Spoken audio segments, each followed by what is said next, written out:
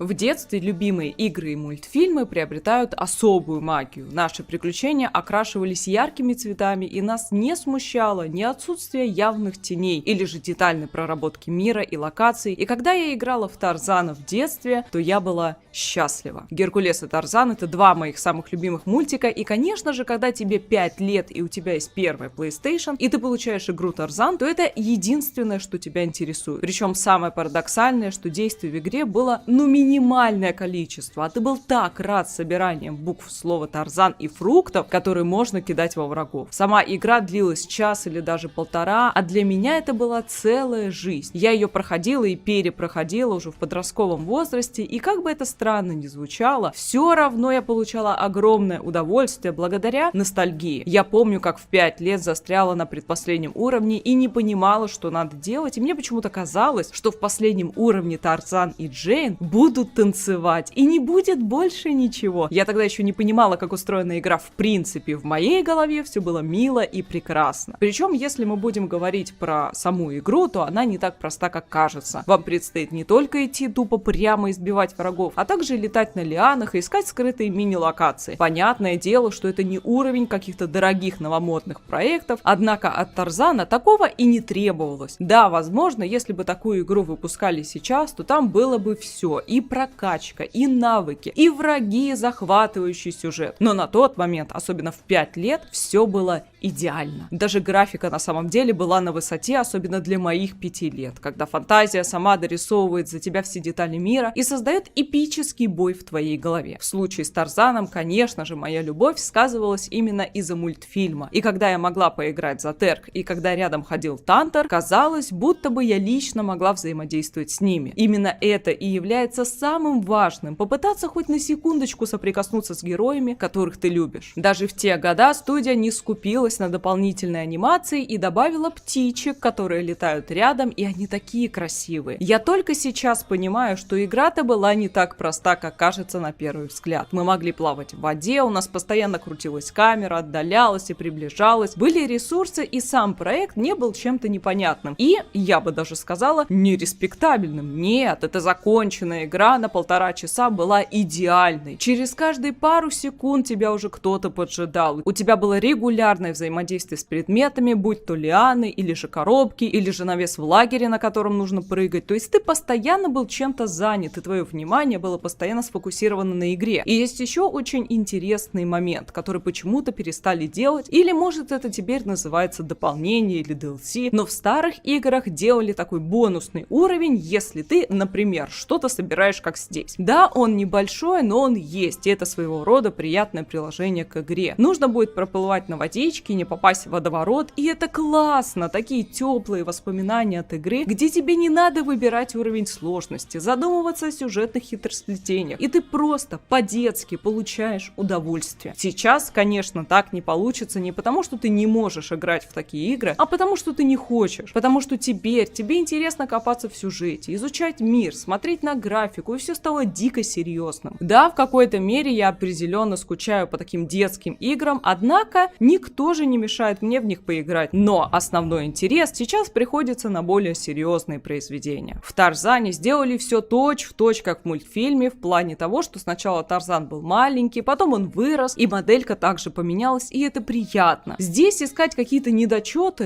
это крайне странно. Да, я и даже если бы хотела, то не смогла бы этого сделать, так как я даже не представляю, как это должно быть. Я просто играла, и все. Я была счастлива. А что еще нужно? Если бы это был обзор, то, клянусь, у меня нет ни одной мысли, как он должен был быть. Игры моего детства — это всего лишь небольшой кусочек моей жизни, которым мне приятно поделиться с вами. Ведь у вас тоже есть воспоминания о первых проектах, которые приносили вам радость просто потому, что они есть. И потому, что, скорее всего, ваш возраст был примерно такой же, как мой. А это означает, что ваши требования к игре были минимальны. И это прекрасно. Я даже помню, как сидела на полу, и был такой широкий телевизор, старый-старый. Я играла и ни о чем не думала. До сих пор люблю и Тарзан, и Геркулес, как мультфильмы, так и игры. Они мне какие-то по-своему родные.